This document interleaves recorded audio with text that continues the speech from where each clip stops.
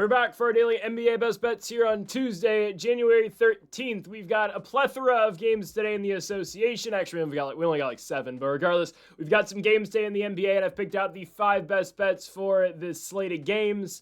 Yesterday, I did attend the Los Angeles Lakers and the Sacramento Kings. I don't know what to say, man. I legitimately, I despise the Lakers, man. That team just pisses me off.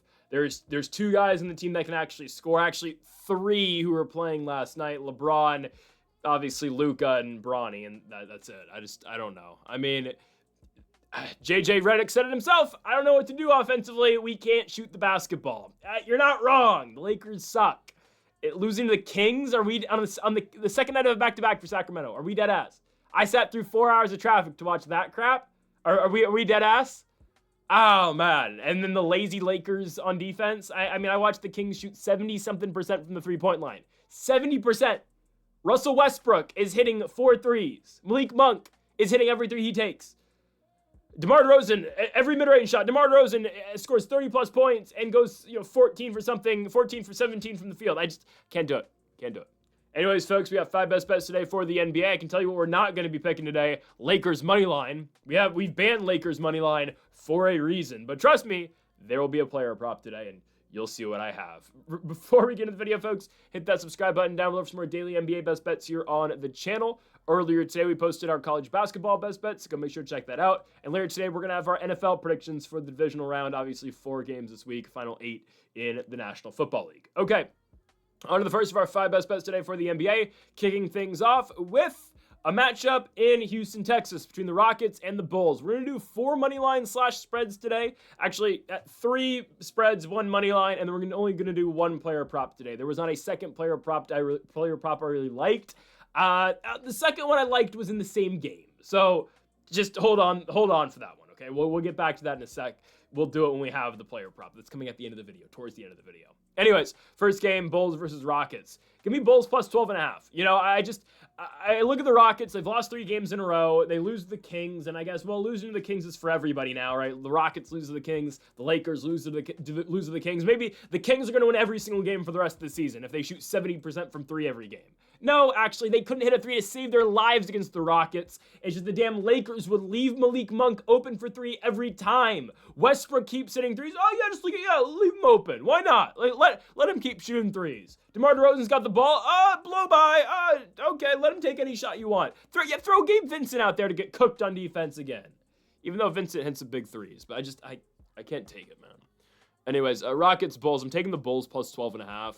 I have 0 faith in Houston right now. 3 consecutive losses on the road. Portland, Sacramento. Sure, again, those were all on the road. They return home now. Alfred Şengün is back. Did not play a great game, I'll say, against the Sacramento Kings. Missed some bunnies. Missed some free throws at the end of the game, but it is what it is. Houston loses the game by 13 to the Kings. So I guess the Lakers lost by less points to Sacramento than Houston did.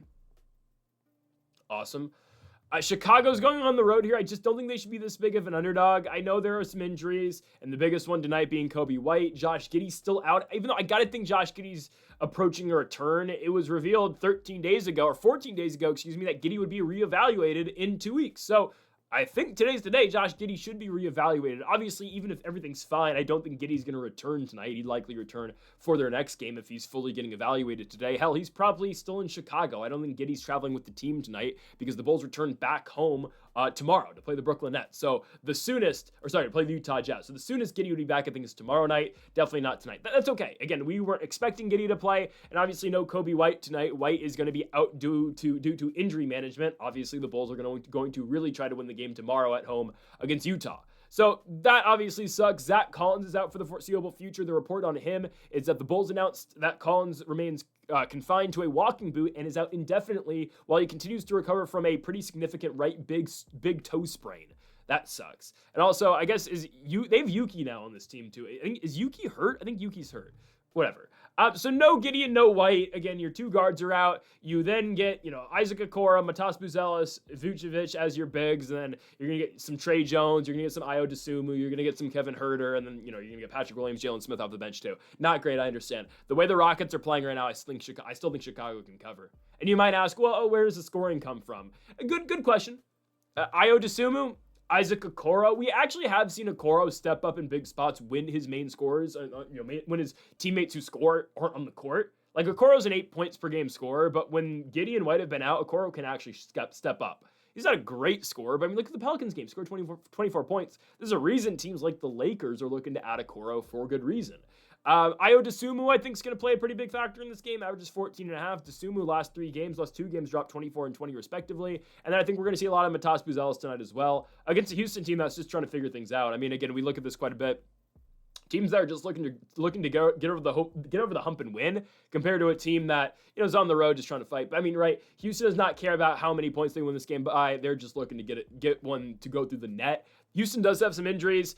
Tari Eason's still out. Dorian Finney-Smith out due to left ankle injury management, whatever that means. Obviously, just this is a load management game. So likely we're going to see a lot of Josh Okogie, and then obviously the 2 guards off the bench, Aaron Holiday, Reed Shepherd. Everyone should see a bump in minutes with 2 rotational guys in both Eason and DFS out. Again, we saw Alfred Şengün return in that game in Sacramento against the Kings. Obviously, that was in a losing attempt for the Rockets, who are now only 8 games over 500 and are currently the 7th seed behind both the Lakers and the Phoenix Suns. Guys, I don't want to make this video too Lakers heavy, but trust me, there is going to be a Lakers bet at the end of the video. Are the Lakers going to fall out of the top 6? Are we going to be a damn play-in team this year, man? Oh, we're going to have to go to San Antonio in the first round. Oh, my goodness. I can see it now. Lakers are the 7th seed because the Lakers don't lose in the play-in. And they're going to go to San Antonio in the first round, losing 4 games. Actually, no. I don't know. They might stay afloat in the top 6. Like, is Phoenix really going to keep this up? Maybe at this point. I don't know, man. It's no secret. The most NBA basketball I watch on a consistent basis is the Lakers. So, like, obviously this is what I'm thinking about the most when I think of the NBA. Yeah, give me the Bulls plus 12.5, though. I don't think Houston's going to get by them by that many points. I think, I do think they're a little underrated, honestly, without Kobe White and Josh Giddey. Watch Dosunmu tonight, watch Matas Buzelis, and potentially Isaac Okoro, too. I'm going to take Chicago plus 12.5 on the road against the Houston Rockets. On to our second best bet of the video. We move to our first and only money line of the day. If you don't like minus 145 for Denver, like I said yesterday with the Philly game, just take the 2.5. Obviously, Philly were minus 145 favorites, but at the same time, they did just win the game outright against Toronto. So again, take your pick. I'm going to be going with Denver to win minus 145. If you want the minus 2.5, again, it is definitely playable too. They should go on the road and beat New Orleans. The Nuggets are staying afloat without Joker, without Nikola Jokic, something that we had questioned quite a bit with Denver. They have won 3 out of their last 4 games, with the only loss being a blowout L at home to the Atlanta Hawks. The other victories on the road in Philadelphia and on the road in Boston, even though, the damn Boston Celtics, you know how much it pains me to hype up the Celtics on a daily basis and continue to tell you guys they're gonna win the East. And I understand there have been some officiating calls that have not gone the Celtics' way. I'm not going to deny that, to deny that. But can this team start winning? I praise this team every day, and they've lost 3 of 4. They lose to Indiana. I get it, Jaylen Brown didn't play, but are we dead ass? Are we dead ass? I need you guys to win the East, okay? Still the 3 seed, and probably that's their floor, the 3 seed, but I need the Celtics to pick it up a little bit. Anyways, Tatum will be back soon. Anyways, Denver versus New Orleans. I think the Nuggets should easily win this one. New Orleans is a team that consistently continues to lose. The only win in there is that win over the Washington Wizards back on the 9th. Trey Murphy had a big game, and obviously, like the Pelicans are every single season, their players are, at main talks of trades. Herbert Jones is one of them. Trey Murphy's another one, too. I mean, Herbert Jones is just continuously being held out due to injury. Did not play for, about 3 weeks. Randomly returned for a Lakers game, and then hasn't played since January 6th against Los Angeles, because that's just how things work. I think the injury officially on Herbert Jones is still that ankle injury. I don't know. What I really think it is for New Orleans is they just don't want Herbert Jones to get injured before they trade him. Trey Murphy's also being discussed in trades now. I think I saw this on Twitter. I don't think this was a fake account. The Pels want either 3 young players or 3 first-round picks for Trey Murphy, which I know why they'd want that, but at the same time, you're not getting that for Trey Murphy. He's good, but he's not worth selling the farm. I know, again, he's had a monstrous last 3 games or 4 games of the month. So far in 2026, Trey Murphy's averaging 32 points per night, put up 42 against the Lakers in a losing effort, 35 in the Pels' 1 win recently against the Washington Wizards in the nation's capital. Trey Murphy can hoop, but again, is he worth all of that value? Likely not. we'll see. Again, how much of this, you always have to question this when you look at bad teams. How many of these stats are just empty stats, right? Now, again, New Orleans, Trey Murphy's been putting it together. Zion's playing really well. Derek Queen's having a good rookie season.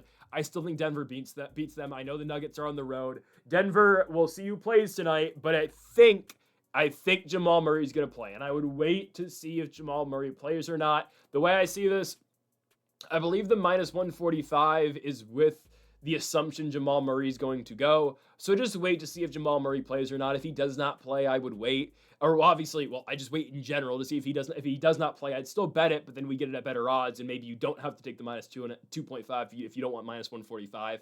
And if Jamal Murray does play, I don't really expect the line to move much. And if we have to give up a half a point and it's at minus 3 with Jamal Murray playing, I'm okay with that too. The other potential injuries and guys who have been injured for the Nuggets are going to play tonight, most likely. Aaron Gordon is probable. Spencer Jones is probable. Christian Brown is out, and obviously the Nuggets are still missing Cam Johnson, still missing Jokic, still missing Jonas Valanciunas. But the big one tonight is Jamal Murray, who has been listed questionable due to an ankle injury plus an illness as well. Jamal Murray has not played since the 7th of January in Boston. I'd say it's truly a 50-50 if he plays tonight. Jamal Murray did not play at home against Atlanta, did not play at home against Milwaukee. I believe all indications state that he is on the road trip, but again, is he playing tonight or not? I'd say 50-50. Just keep this in mind. The Nuggets are playing tomorrow on national television in Dallas on ESPN. If the league has anything to do with it, they're going to tell Denver, don't play him tonight. We want him on national TV tomorrow, but we'll see. Again, maybe he plays both those games. I doubt it, though. I really don't think with the injuries right now, Jamal Murray's going to play back-to-back nights of a back-to-back. With additionally Aaron Gordon playing tonight, they're probably going to try to even those out a little bit. Regardless, I still like Denver. Guys, Denver has found scoring beyond Jamal Murray, beyond Jokic. I mean, whether that be Jalen Pickett leading their team scoring 29 points against Philadelphia, whether that be Peyton Watson, who I think, did Peyton Watson just win Western Conference Player of the Week? Or was that fake? I never know with NBA news on Twitter now because there's so many fake accounts. But Peyton Watson, back-to-back games for Denver, 30, 25, and then 19, 24, 30, 25 and 19 points for Peyton Watson, who's really stepped up with the injuries to Jokic, Jamal Murray, and then last game for Denver, they're getting 25 points out of Tim Hardaway Jr. These guys are just stepping up. They're pretty, I didn't think Denver was this deep. I know, again, that's what they did in the offseason. They got Tim Hardaway. We didn't see it early in the year. It was just a lot of their starters scoring. The bench is showing up now. Obviously, those bench guys are starting. But I'm going to take Denver here tonight. I think this is just extremely good value still for the Nuggets, with or without Jamal Murray tonight. We'll still remember the Pelicans are a 9-32 team, which, that doesn't matter anymore in the NBA because, the Kings just won back-to-back games against the Rockets and the Lakers. But the Pels have still lost, 9 out of their last 10 games. I got to go with Denver on the road picking up the victory. If you don't like the minus 145, take the spread. Give me Denver to win on the road in New Orleans against the Pels. On now to our third best bet of the video. We move to the biggest game of the day. You saw it in the thumbnail. Spurs versus Thunder. Can't believe I'm doing this. Give me Spurs +8. I might be wrong, but guys, I've seen this game too many times to not think San Antonio is going to cover 8 points. I think OKC is going to win. And I think OKC is going to win every single game because that's just the truth, because they're just that good. But to think that the Spurs can't cover 8, I think is a little absurd. I know Devin Vassell's not playing tonight, and that's a starter for San Antonio out, and Vassell has had some big games so far this season against OKC. But guys, San Antonio has done nothing but beating the Thunder all year long. So why do we not think this game at least won't be competitive? I think OKC is going to finally get over the hump tonight. I firmly believe that. But San Antonio is 3-0 against OKC this season, beating them in the Cup, and that was the closest OKC San Antonio game we've gotten all year long, and that was at a neutral site in Vegas. San Antonio wins 111-109, very competitive game that the Spurs closed out better than the Thunder, and then San Antonio wins the next one in San Antonio 2 days before Christmas, 130-110. They then played again on Christmas Day, with San Antonio winning 117-102 in Oklahoma City. So now here come the Thunder again at home, taking on San Antonio, trying to build any ounce of momentum going forward to the postseason. Obviously, we expect these two teams to meet up again, even though I have my doubts about San Antonio finding their ways back to OKC. I just do. Obviously, the Thunder are a much better home team than they are on the road. OKC 19-2 so far this season at home, with the only losses being to San Antonio and then randomly the Charlotte Hornets, but whatever. And Utah played this team tight too, and the Jazz, who are just tanking, they beat the Cavs. Guys, I guarantee you those players on Utah are being punished for winning that game yesterday. The Jazz front office, Danny Ainge, is throwing fits that the Jazz beat Cleveland yesterday. That was not supposed to happen. They're obviously their forever tanking assignment. Anyways, I'm going to take San Antonio to cover 8 points. I think OKC wins it. But guys, we've seen this game 3 times, and San Antonio's beat them 3 times in a row. No Devin Vassell, okay, Julian Champagnie starts, who may be on the best contract in the NBA for a franchise or for a team. I mean, that's legitimately the most team-friendly contract ever. So Julian Champagnie's on, what, I think it's 3 years, $9 million? Not per year, but total, I'm pretty sure. It's some absurd contract like that for Julian Champagnie. And man, he's been so good for this team. Great rebounder, 3-point threat. It's weird for me picking against OKC because I'm always on the side of the equation where I'm praising the Thunder, and I still think everything I've thought this season about the Thunder. I believe right now, even at the odds that it's at, plus 120, I think that's phenomenal odds on the Thunder to win the NBA championship. I don't see anybody beating this team 4 times. I know against San Antonio's got the chance to do it right now. I mean, in a consecutive series or consecutive games in a series, I don't think anybody does it. And that includes San Antonio. I think in a 7-game series, I think the Thunder can make their adjustments, and I think they'll ultimately win it in a playoff environment too, in which San Antonio's never been in, right? I mean, there's no playoff experience for the Spurs except for De'Aaron Fox, who's played a whopping 1 playoff game in his career, if you count 2 play-in games too, where he's 1-1, but really 1 playoff series where obviously the Kings choked it at home in Game 7 against the Golden State Warriors with the Beam Team Kings, not this year's Beam Team. Regardless, 8 points is too many, man. It just is. I think OKC wins, and I think, again, Shea's the best player in the world, best player on the planet. He actually plays defense. Love Luka, but I mean, Shea actually plays defense. Now, Shea can't hit the shots Luka hits, but regardless, right? It's hard to beat this Thunder team. I think San Antonio stays within 8, man. Victor Wembanyama, it's hard to pick against this guy. Wemby slowly building up now to that 30-minute mark. You're seeing what he's doing in 27 minutes. Wembanyama last game against the Timberwolves. San Antonio loses. They've lost both games so far this season in Minnesota, but a 1-point loss in Minnesota. They lose, and Wemby, though, in 29 minutes scores 27 points.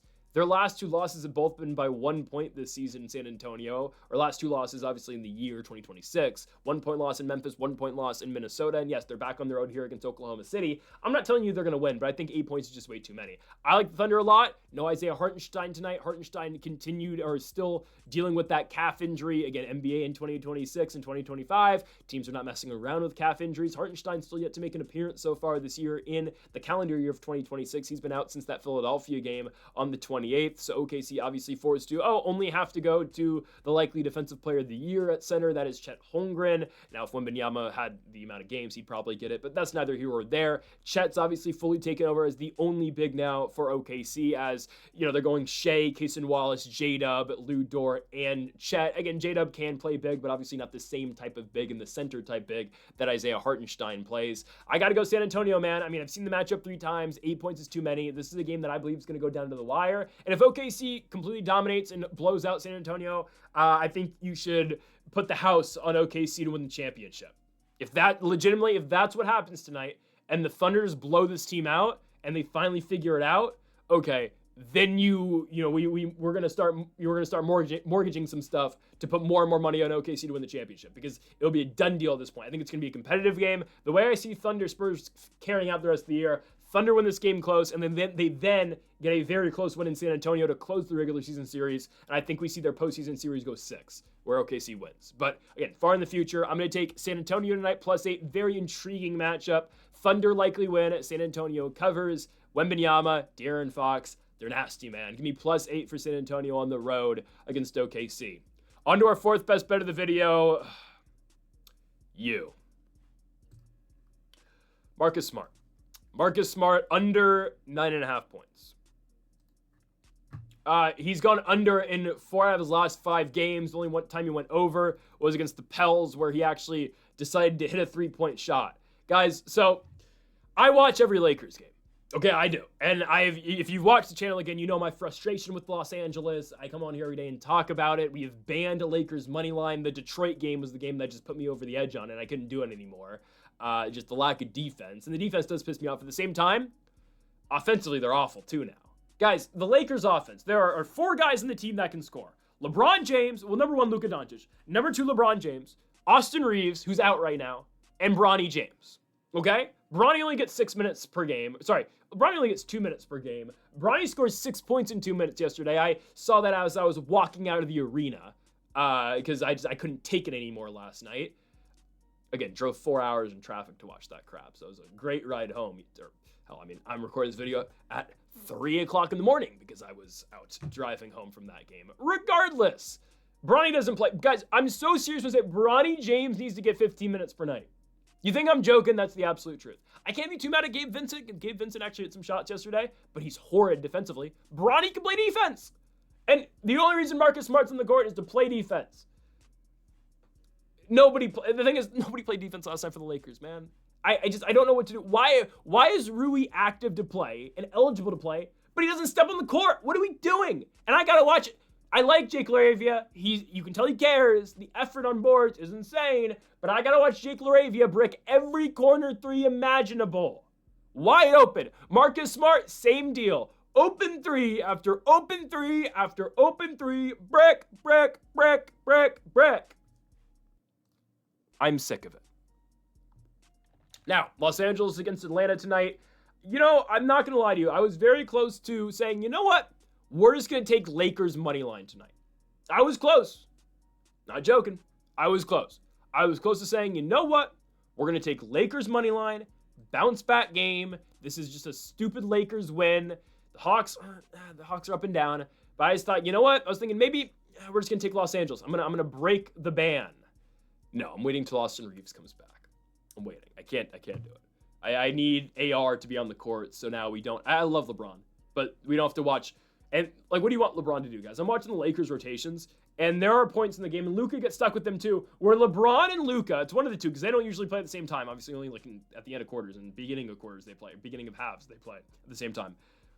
I'm watching LeBron James at the man the floor with Jared Vanderbilt, Jackson Hayes, Gabe Vincent, and Dalton connect at the same time. What do you want the 41-year-old man to do? That's not JJ's fault. Rob Pelinka, do something. We let Jordan Goodwin walk for no reason. Honestly, I wasn't too mad about that. But, like, what are we doing, man? It's a lifeless lineup, man. It is absolutely lifeless. Nobody can score except for one guy in the court, either LeBron or Luka, and nobody else can score. So that's when AR comes back, it does make it easier because now, okay, you can run Luka sets with rotations with just Luka, and then here comes AR or here comes LeBron. AR can run something, and then, okay, here comes LeBron or here comes Luka. Right now, they're so awful. Marcus Smart's not scoring 10 points. No, he's not. Luka might not play tonight. I don't know. Luka says he's pretty banged up. He says he's uncertain. Okay, once it gets revealed LeBron James is not playing, Luka's going to play. But actually, I think LeBron's going to go tonight. Because I don't think LeBron wants to give up on the 65 games yet. Because if he does not play tonight, LeBron will be ineligible to get All-NBA. And obviously, a lot of discussion about LeBron retiring now. Because he got that patch that LeBron's wearing a patch of himself for his 23rd year now in the NBA. Which, it's a very LeBron thing. But it's okay. It's fine. Who cares? He's the greatest ever, so I don't really care. Yeah, I don't know. I think this is LeBron's last year in LA. Say that. Like I want LeBron to come back next year. I don't think he's going to. Where will he go? Does Cleveland want him back? I don't know. I don't know. If LeBron, like that's the thing too. People talk about LeBron leaving the Lakers. Where's he gonna go? Was he gonna go to San Antonio? He's not gonna play in San Antonio. Where will LeBron James play next season? I actually think no. He's gonna retire. Is he really gonna go to Cleveland? Is he really gonna go back to Miami? I don't think so. There was talk about Philly. Obviously the first time after he left Cleveland the second time, I don't know, man. Regardless, they need some damn help. Marcus Smart's not scoring though. I think Luka's going to play. One of LeBron and Luka are going to play. So we'll see. One of LeBron and Luka are going to play. Marcus Smart, you can't rely on this guy to shoot anything. So, I mean, 0 for 5 from the field yesterday, 0 for 3 from 3. Hell, game against Milwaukee, Smart plays 30 minutes, 3 for 9 from the field, 3 for 8 from the three-point line. Yes, 9 points. He needs 10 for this game. It's not happening. It's not happening. Marcus Smart starts, puts him in more rotations with Luka, and Luka's obviously very ball dominant and shot heavy. Same with LeBron. Limits the opportunity Smart gets. And when he's not shooting threes, when he's not hitting threes, he offers them nothing offensively. Because honestly, Marcus Smart's had his games this season where he just gets hot from three. It's like, all right, cool, keep going, dude. Like there's been weird games this year. There was the Phoenix game on the road, and what other game was it? It was the Utah game on the road, and then definitely the San Antonio game in the Cup quarterfinals, where I was like, oh, what the hell? Marcus Smart he keeps on hitting threes. Keep feeding Marcus Smart offensively, and he kept, that San Antonio game was absurd. Then he'll have other games where he just bricks everything. But now with him starting and not coming off the bench with AR out, it's just like he has no place. He's a bench player for the Lakers, and he's a good bench player. He's a guy that needs to stick around. Starting-wise, no. He just doesn't work with these guys.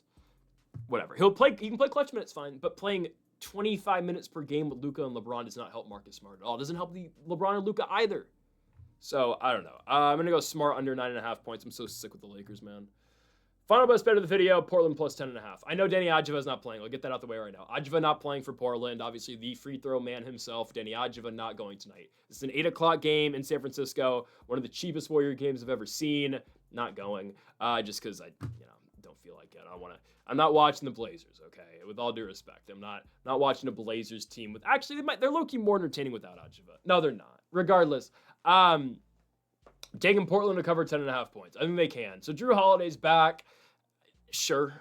Drew Holiday's been solid for the Blazers. Now, again, I don't know what the long-term potential is for Holiday. This is likely his only year in Portland, but he is back. Played very low minutes against New York. I'd expect more this game with Adjiva being out. Jeremy Grant still out right now. Is Scoot Henderson ever going to play basketball again? Does anyone want to answer me that question? Matisse Thybulle still out. Is he going to play again? I don't know. Chris Murray's got a lumbar strain. I'll be honest, I don't know. That's a back injury, I think. Okay. Adjiva's out with the back injury. I expect this to be only a one-game thing. It is what it is. I think Portland covers, guys. We've talked about this quite a bit this season. Portland has the Warriors' number. They do. They've had him all year long. We saw early in the year in Portland, the Blazers beat the Warriors 139-119. Second game in San Francisco, they beat him 127-123. Next game in Portland, they beat him 136-131. That was the game where the Blazers, shot 51% from three, which was absurd, which, at the time I thought that was crazy. Then I watched the Kings last night shoot 70+% in person in Sacramento against the Lakers. So I guess 50% is not insane. Anyways, Portland's had this team all year long. Yes, Adjiva being out really hurts them. I'll tell you this, though. If you put the ball in Shaedon Sharp's hands and you tell Shaedon Sharp, okay, dude, you need to be a number one scorer, Shaedon Sharp's been more than ready for this role. Now, again, Shaedon Sharp's going to take 1 million shots, okay? He takes 1 million shots with Adjiva on the court. He's going to take double. He's going to take 2 million shots now with Adjiva off the court. So as long as Shaedon Sharp just gets hot, we're going to be fine. Guys, Shaedon Sharp last 4 games, 29, 20, 20, and 23 points. Now, again, the volume of shots are just absurd. They just are. He's taken near 20 shots per game, even more than 20 shots per game. I can't imagine what he's going to do tonight without Danny Adjiva on the court. And that's okay, because we are seriously going to need hero ball tonight out of Shaedon Sharp. Drew Holiday, we get him back. Again, I like what Caleb Love's been doing quite a bit as well, obviously coming off the bench in spots. I think he's been doing a great job. The shooting boost Caleb Love gives them is just absurd. He's their best shooter by far. We'll see if they start Drew tonight. I think they might, honestly, with Adjiva being out. I assume they will, because Adjiva basically just functions as their one with Holiday coming off the bench or with Holiday injured. Maybe they start Caleb Love. It doesn't matter. I mean, either Love or Holiday, they both have their ups and downs, I'll say. Holiday gives you better defensive presence and gives you that veteran presence as well. He's going to dish the ball a little bit better. Caleb Love's going to give you that three-point shooting. Guys, I'm still not impressed with the Warriors. I will never be impressed with the Warriors this season until they actually do something. Okay, this team right now with Jimmy Butler and Draymond Green do not care. They're not good. This team, Curry's great. Curry's always been great, and he will always, Curry's always going to be a phenomenal scorer. Get Steph some damn help, though.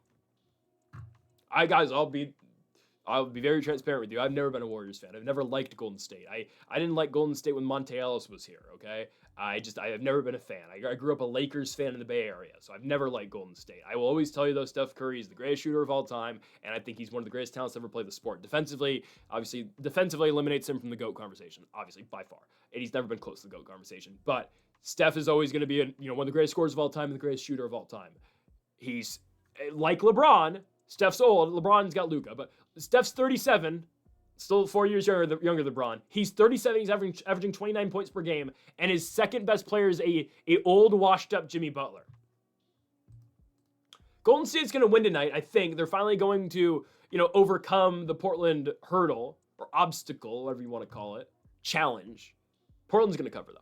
Portland's going to cover. The Blazers just match up stylistically really well with Golden State because they are able to get offensive rebounds. Yes, Draymond's a good defensive player. Is Draymond the best pure rebounder? No. At this point in Draymond's career, he's not. He's older, vertical. The vert's not the same for Draymond, only averages 6 boards per game. Donovan Clingan feasts against the Warriors on the glass. He will continue to feast. I mean, what, you're going to throw Quentin Post in there? Okay, don't care, right? I mean, the rebounding game is going to be all Donovan Clingan tonight. We talk about all the time with Portland. They are built off of their ability to get second chance points and get offensive rebounds. That's always going to be there against Golden State, who's not a great rebounding team. I think Portland should be able to cover the spread even without Danny Adjeva on the court. Again, we need a big night out of Shaedon Sharpe. I know Shaedon Sharpe's capable of it. He still puts up a million shots with Adjeva on the court. Imagine what he's going to do tonight with Denny out of the lineup and not playing.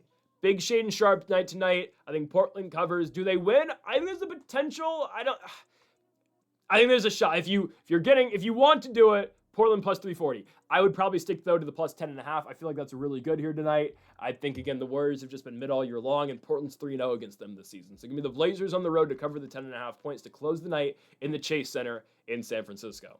Folks, thank y'all for watching our NBA Best Bets here on January 13th. If you haven't yet, though, make sure to hit that subscribe button down below for more. Make sure to leave a like if you did enjoy the video. Make sure to comment if you do this great thing in the picks. We'll be back tomorrow for more daily NBA Best Bets. Folks, thank y'all for watching, and Mamba forever.